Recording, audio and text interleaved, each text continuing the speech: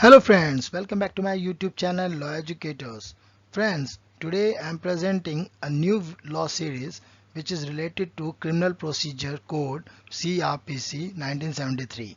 In this video, we will learn about Constitution of Criminal Code and offices. So let's start with us Law Educators, helping you to discover, learn and succeed. So friends, let's start with the Constitution of Criminal Code and Offices. And in this, we start with the section 6, which is talk about classes of criminal codes. Beside the high courts and the courts constituted under any law other than this code, there shall be every state following classes of criminal code, namely Court of Sessions, Judicial Magistrate of the first class and in any metropolitan area, Metropolitan Magistrate, Judicial Magistrate of second class and Executive Magistrates. So we can just quickly go through the formation of courts. So formation of courts are given under section 7 and section 8, which is territorial division and metropolitan area. So first we understand what is territorial division. So section 7 subsection 1 says every state has session division and session divisions. Under each session divisions there shall be a district or consist of districts, means session division and session divisions. Under session divisions there is a district or consist of districts. Subsection 2 says after consult with High Court, state government may alter the limits of such division and district. So state government has authority to alter the limits of such division and districts, but after consultation with High Court. Moving to the third subsection, after consultation with High Court, state government shall divide any district in subdivision and alter the limit of such subdivisions.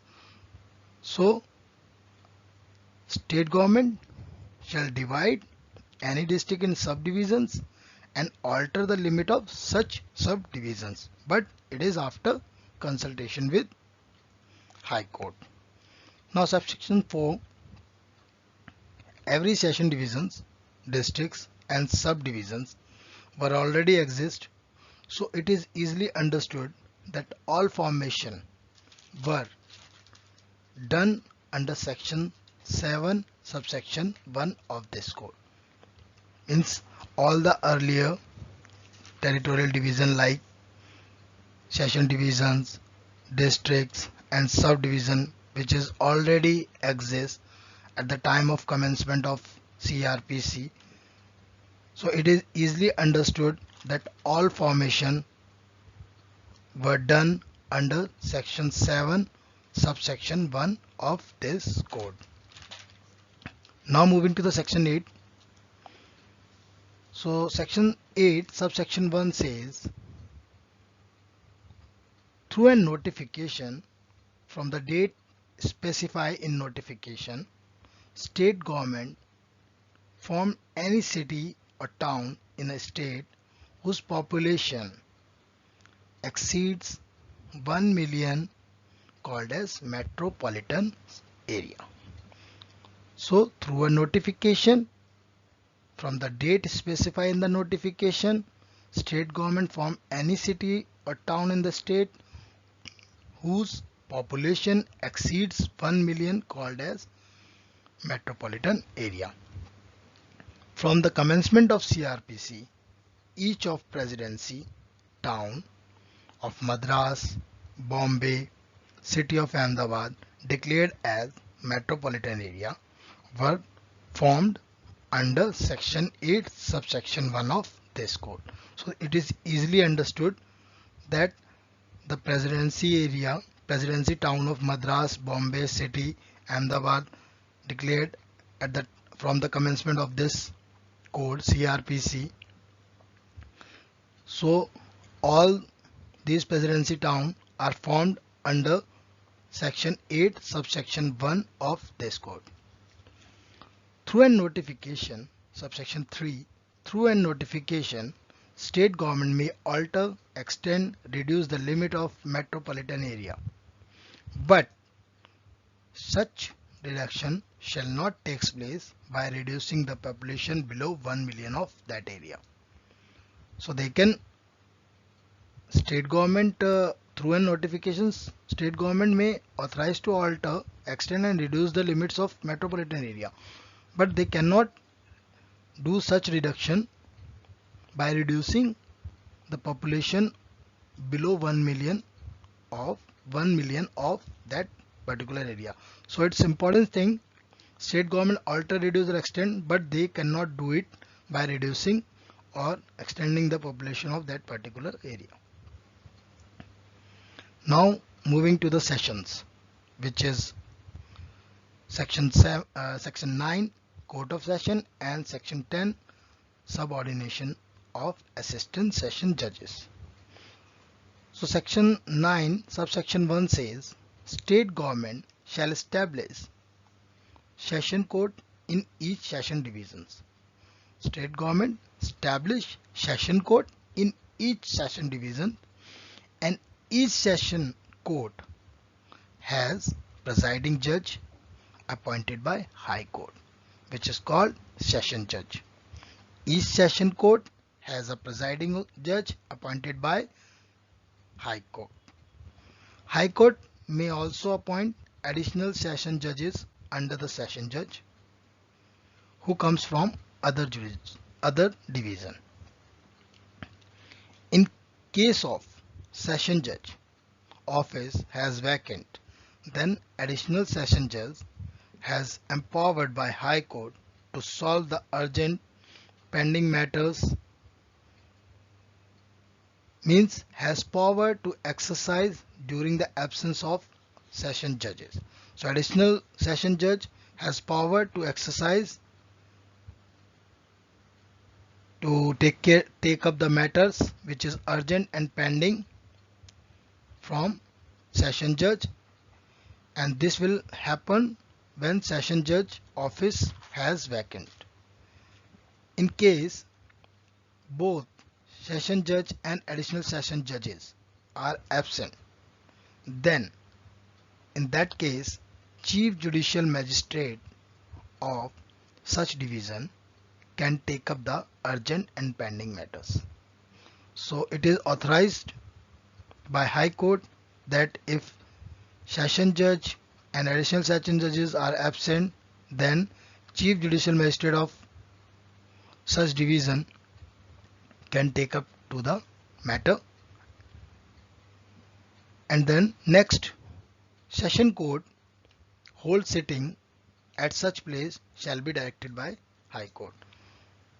So session court hold the sittings where High Court directed to be set. In a special case where session court is of opinion that it will tend to the general convenience of parties and witness to hold its sitting at any other place. So there is a particular cases where session court is on opinion that such matters or such particular matters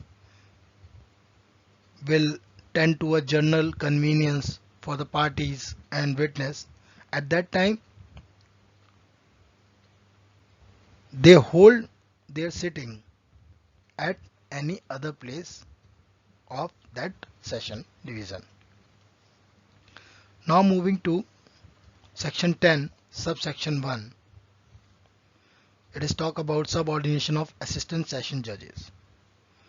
All assistant session judges are subordinate to session judges, and session judges may time to time make rules context with this code for the distribution of business among such assistant session judges.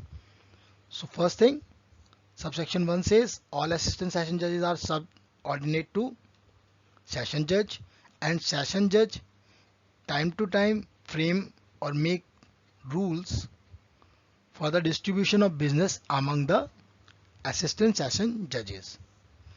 Now subsection 3, session judge may also make provision for the disposal of any urgent application. So this is very important, guys.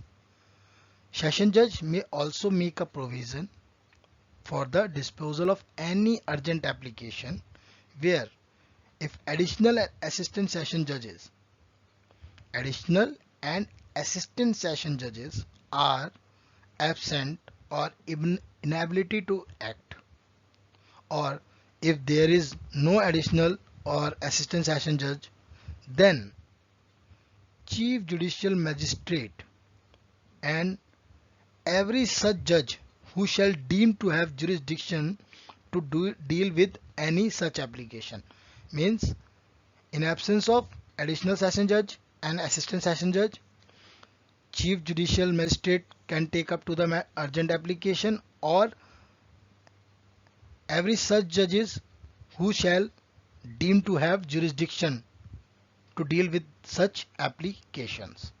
So there is a provision can make by session judge in terms to dealing with the urgent applications.